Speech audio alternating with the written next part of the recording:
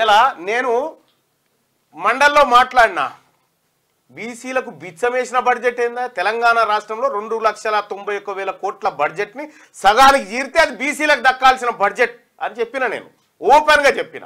ఇది జరుగుతున్న అన్యాయం ఈ వివక్ష ఈ బీసీల మీద జరుగుతున్న ఉద్యోగాలలో అదే కోత అదే దెబ్బ యాదవ్ సోదరులారా ఒక్కసారి చూస్తారా మీ మీ మీ బతికెట్లుందో ఉద్యోగాలలో యాదవ సోదరులారా మీ బతుకు చూడరు ఎట్లుందో టోటల్ పాపులేషన్ 3.5 crores లో 19,77,367 మంది మీరుంటే పర్సంటేజ్ ఆఫ్ పాపులేషన్ లో 5.64% ఉంటే మొత్తం ఎడ్యుకేషన్ డిపార్ట్మెంట్ లో ఉద్యోగాలు 2,40,586 ఉంటే క్లాస్ 1 ఉద్యోగాలు 13,328 ఉంటే అందులో యాదవులు ఉన్నది ఎంతమంది ఎరికైనా 228 మంది ఇక క్లాస్ 2లో 34,914 ఉద్యోగాలు ఉంటే అందులో యాదవులకు 865 ఉద్యోగాలు ఉన్నాయి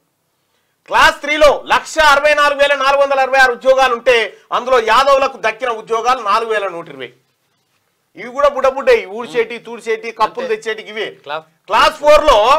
27,878 ఉద్యోగాలు ఉంటే 1,478 ఉద్యోగాలు దొరికినాయి మీకు ఇక్కడ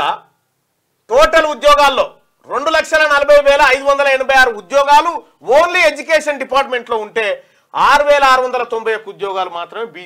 యాదవులలో ఉన్నారు ఇక మిగతా వాళ్ళంతా ఎటుపోయిన ఈ ఉద్యోగాలన్నీ మీకు రావాల్సినటువంటి 7,599 ఉద్యోగాలు ఎవడెక్కపోయింది యాదవులకు దక్కవలసిన ఉద్యోగాలు ఇవి ఎవరి దగ్గర ఉన్నాయి ఇప్పుడు ఎట్లా పోయినాయి ఇవన్నీ ఇది మొన్నటిదాకా జరిగిన దోపిడీ అయితే ఇప్పుడు అదనంగా ఈడబ్ల్యూఎస్ మళ్ళా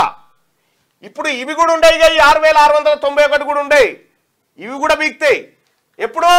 నాకెందుకు తీయని 12 రోజులు బీక్తూనే ఉంటాయి మీరు సోదరులారా నేను ఎందుకు చెప్తా ఉన్నా ఈ లెక్కలంటే ఇక మన బతుకులు మారే పరిస్థితి లేదు ఎస్సీ డక్కలి కులస్తులు చాలా పేదరికంలో ఉన్నామన్నా దక్కలి వాళ్ళు 57 ఉపకులాలు ఉన్నాయి అన్ని కూడా మాట్లాడదాం ఎస్సీ ఉపకులాలు అన్ని ఒక్క కులాన్ని వదిలిపెట్టకుండా మాట్లాడతా బాయ్ సాబ్ లంబాడాలు ఒక్క కులాన్ని వదిలిపెట్టకుండా మాట్లాడతా అన్నిట్లలో మాట్లాడతా అన్నిట్లలో మా రాహుల్ గాంధీ గారు జిరాక్స్ తీయమని చెప్పిండు ఎక్స్రే తీయమని చెప్పిండు కులాలని ఆ ఎక్స్రే తీసే పనిలో ఉన్నా నేను బంజారాల గురించి కూడా మాట్లాడతారు పద్మశాలిల గురించి మాట్లాడినా అందులో ఉంటుంది దయచేసి చూసుకోండి దయచేసి ఈ లైక్ బటన్ ని క్లిక్ చేసి అలా షేర్ చేయాల్సిందిగా ఆరేకట్క శాలివాహన కుమ్మరోళ్ళు వాళ్ళు కూడా ఉన్నారు బాయ్ సాబ్ మల్లన్న ఈజ్ బ్యాక్ నేను ఎప్పుడు ఫ్రంట్ పోలే బాయ్ సాబ్ నేను ఎట్లున్నానో గట్లనే ఉన్నా ఇప్పుడు ఏంటంటే తీన్మార్ మల్లన్న ఈ ప్రజల గురించి చర్చ పెట్టింది కదా ఈ బీసీలకు జరుగుతున్న అన్యాయం గురించి చర్చ పెట్టిందిగా ఇక తీన్మార్ మల్లన్న ద్రోహి అని స్టార్ట్ చేస్తారు చూడు వీళ్ళంతా స్టార్ట్ చేస్తారు అది